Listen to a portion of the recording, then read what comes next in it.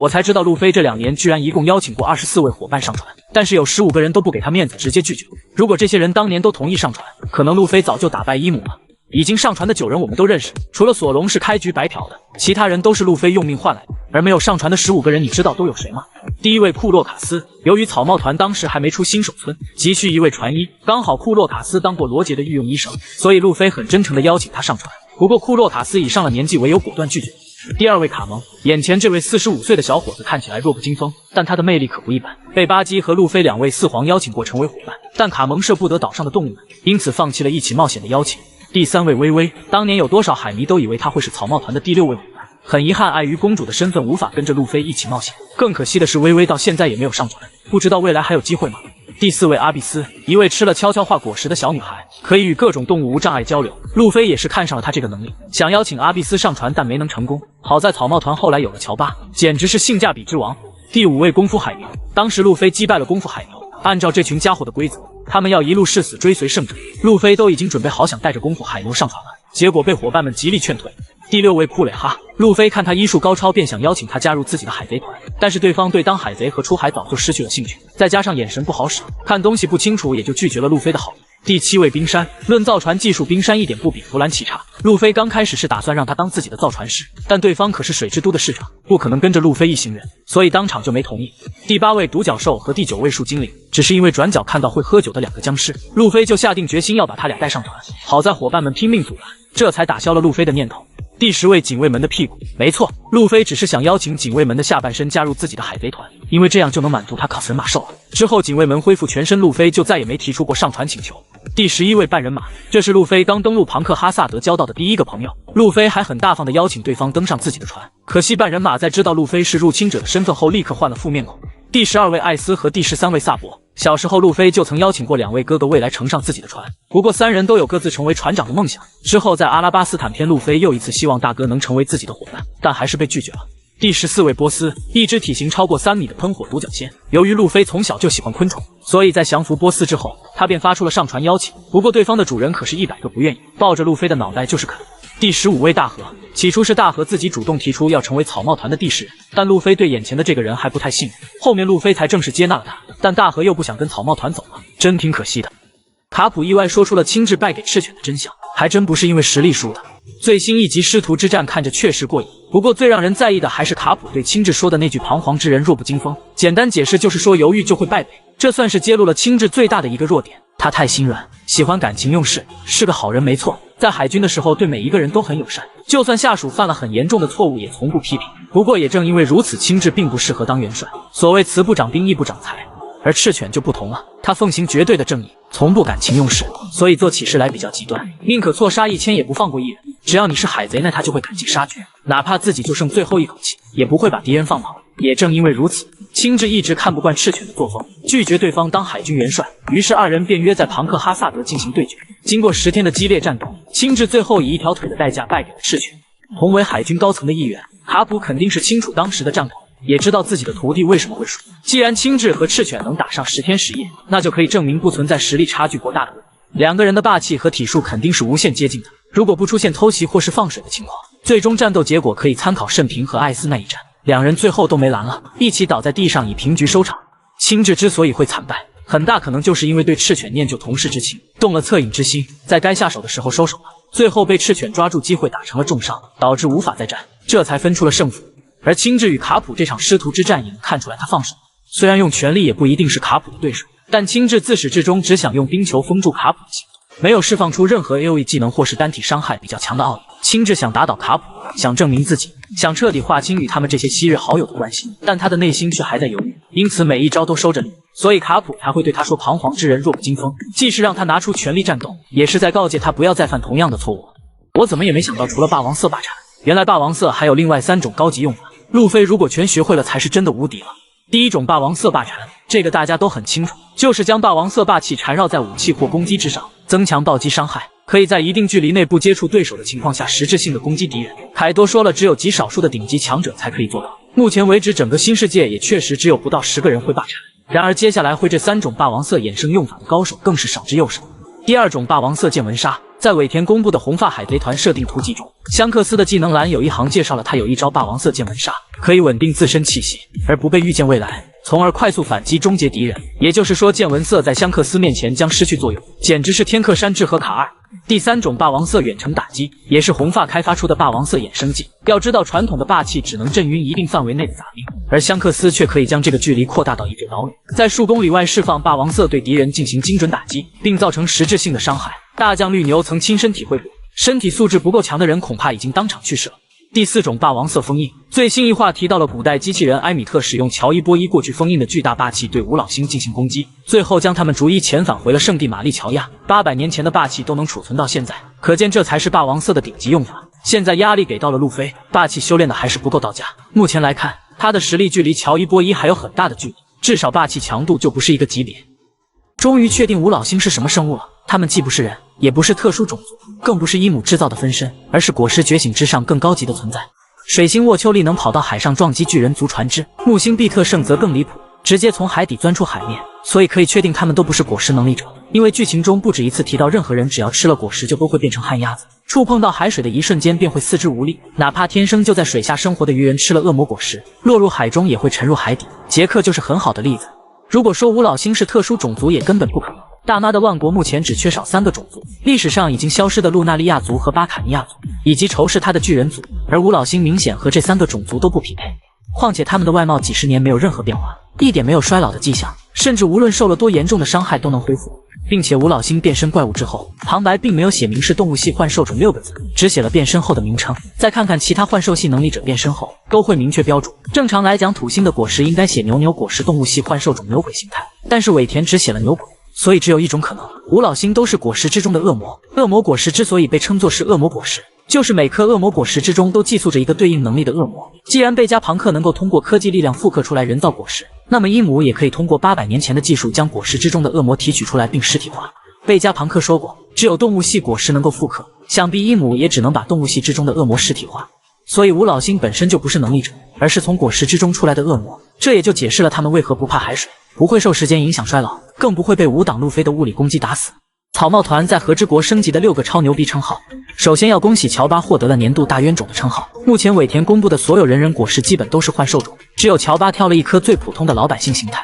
并且他还拿着100的工资打着上亿的架，这不是大冤种还能是什么？2年前索隆一直被敌人叫做海贼猎人，如今他在和之国喜提新刀研磨，又掌握了霸王色霸禅，还击败了3灾镜，现在终于有了新的名号让敌人记住了。他称自己为地狱之王，显然是对标雷利的冥王称号。山治觉醒血统因子后，全身外骨骼、速度以及力量都获得了史诗级的加强，他的恶魔风脚也升级成为了冒蓝火的魔神风脚，在伤害方面可以踢出数据更高的技能。从此山治不再是黑族，而是魔神。路飞开启5档后，也意味着他将恶魔果实又提升了一个高度，拥有了匪夷所思的力量。在过去800年间都没有一个能力者能觉醒的恶魔果实，却被路飞显现出了传说中的尼卡姿态，所以太阳神的称号非他莫属。娜美在和之国的称号从小贼猫换成了小雷神，她的天后棒已经与宙斯融为一体了。以前娜美只能用武器召唤雷电，现在她可以利用宙斯来控制雷电的移动方向，只要宙斯吃的天后卵越多，释放出来的雷电范围也就越大。罗宾在与黑色玛利亚的那场战斗中破茧化蝶，从恶魔之子正式变成了实体化的恶魔姿态，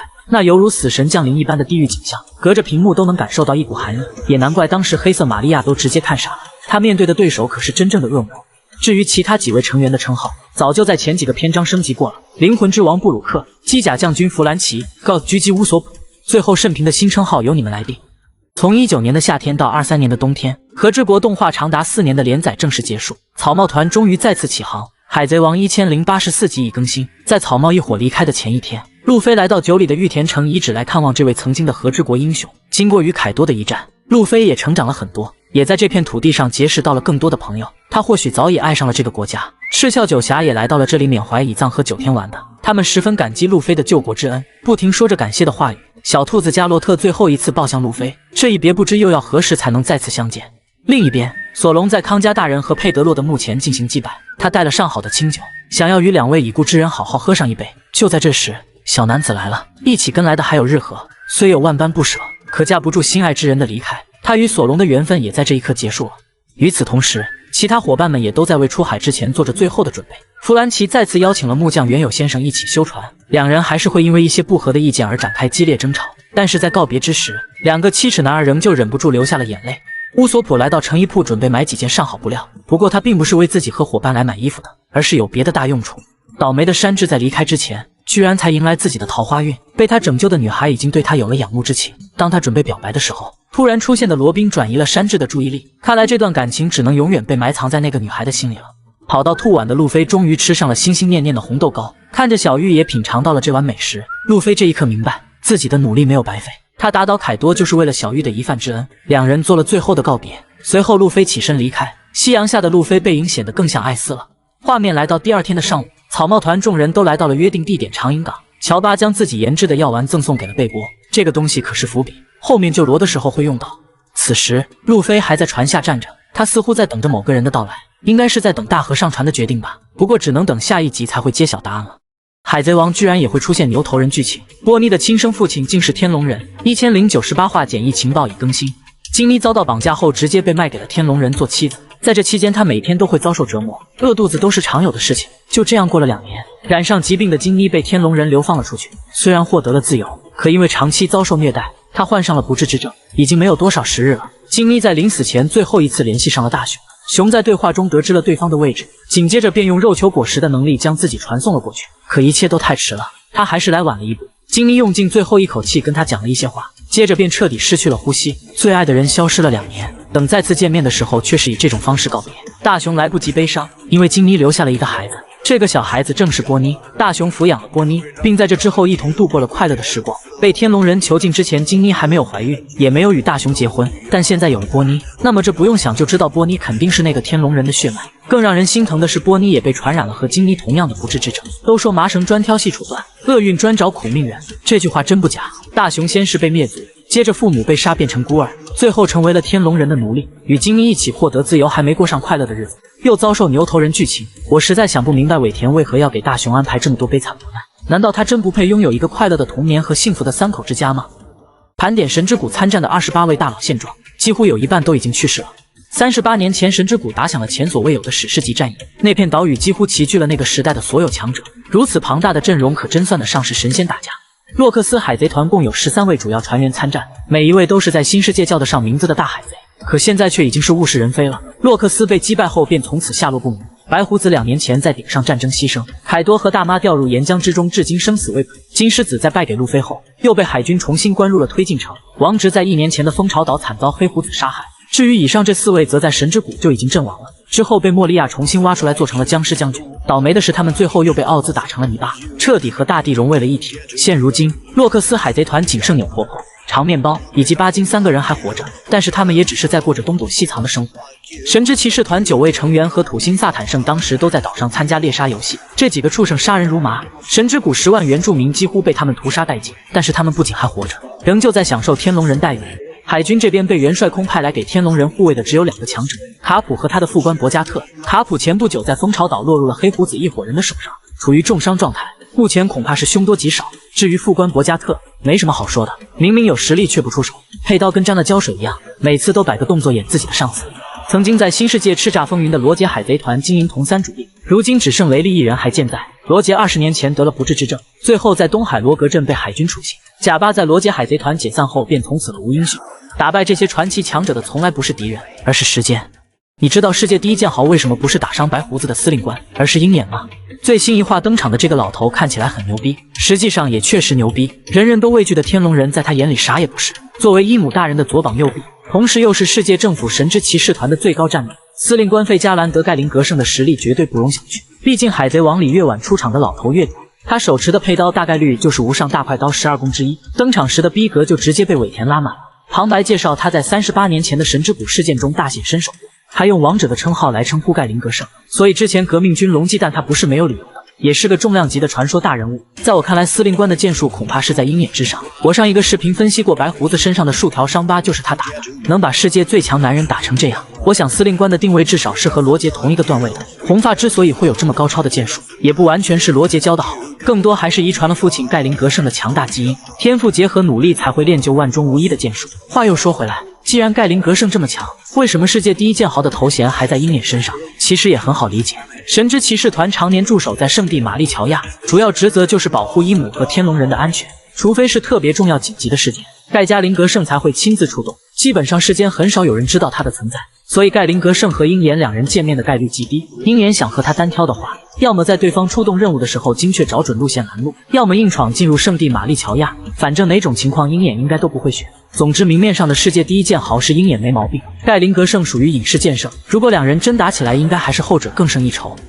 你知道给白胡子留下一身伤的人到底是谁吗？正是这个神之骑士团的司令。在最新一话的旁白处是这么介绍这个老头的：裁决穆斯加鲁得胜之人乃是过去曾在神之谷事件中大显身手的王者费加兰德盖林格胜。尾田用王者2个字来形容他，显然是有意把此人的逼格抬高到与罗杰和卡普这种顶尖强者的队伍中。对于盖林格胜的实力究竟有多强，恐怕只有白胡子最清楚不过了。当年红发来找白胡子喝酒的时候，白胡子一看到红发出现就突然说了这么一句话：看到你那张脸，那个混蛋给我留下的伤就隐隐作痛。这句台词当时看就觉得会是个伏笔，给白胡子留下一身伤的人肯定和红发长得很像。而最新一话出现的盖林格胜与红发好巧不巧就是同为一个家族的人。剧场版 RED 里光头吴老星有提到红发的身世，原话是这么说的：红发竟然有一个女儿，那个女孩真的是费加尔兰德家族的后裔吗？可以确定红发就是天龙人。估计盖林格胜年轻时和红发长得非常相似，所以白胡子看到红发的脸才会想起当年给他留下伤疤的盖林格胜。不过这个老头是隶属于伊姆的禁军，